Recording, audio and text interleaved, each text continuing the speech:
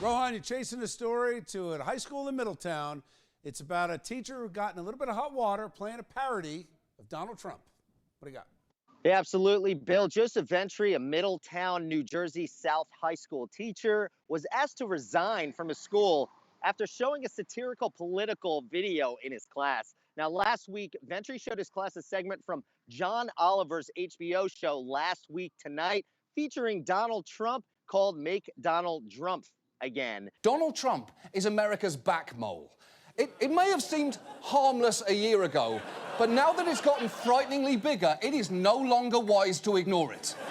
Now, after he screened the video, administrators received a complaint from what we hear is one parent as of now, and the school confronted Ventre about it. They asked the beloved teacher to resign at the end of this school year, citing that he violated his contract by revealing his political views to the kids. Midweek last week, Ventre resigned from the school himself, but a petition was made by one of his students with the hashtag Save Mr. Ventre. Now, Friday, Ventre rescinded his resignation completely. Friend of the show, Nick Ferroni, who's an activist, history teacher in Union, New Jersey, and named People Magazine's Sexiest Teacher Alive, he contacted me with a lot to say. You have some interesting methods. You're a little bit progressive in your teaching style. When you heard about what happened in Middletown, what did you think about that? Well, my first thought is that could have been me, considering that I use a lot of the same materials that the teacher in Middletown uses to basically engage students in history, but also to kind of discuss history in a very satirical way. Now, sensitivity is an all-time high right now. Everyone has to be careful about what they say and do in the classroom, and we can see that very well with Mr. Ventre and his video that he showed and what's happened afterwards. Who asked him to resign? Because what I understood was the superintendent said earlier that he was welcome back. He was absolutely going to accept the fact that he rescinded the resignation, and it wasn't going to take place till the end of the year anyway. So it seems that there are a couple facts that are confusing, that we're not hearing the straight story from the school.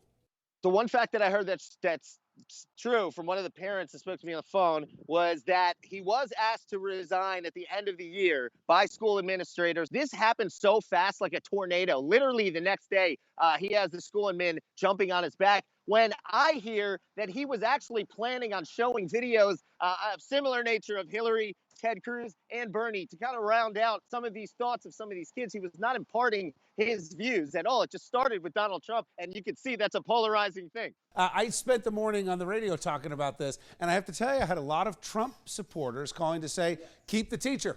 This is a largely Republican town, and a lot of these people think that, it wasn't that big of a deal, and it was a satirical view on things, and they never gave him a chance to actually open up the rest of the class to the other candidates, so that could be a big problem as well. On the premise that this is based on discussion, talking about it afterwards, I think it's great, because a lot of people, a lot of millennials get their news these days from John Oliver's segments, so it'd be interesting to tear it apart, and understand, too, that John Oliver is a comedian at the end of the day.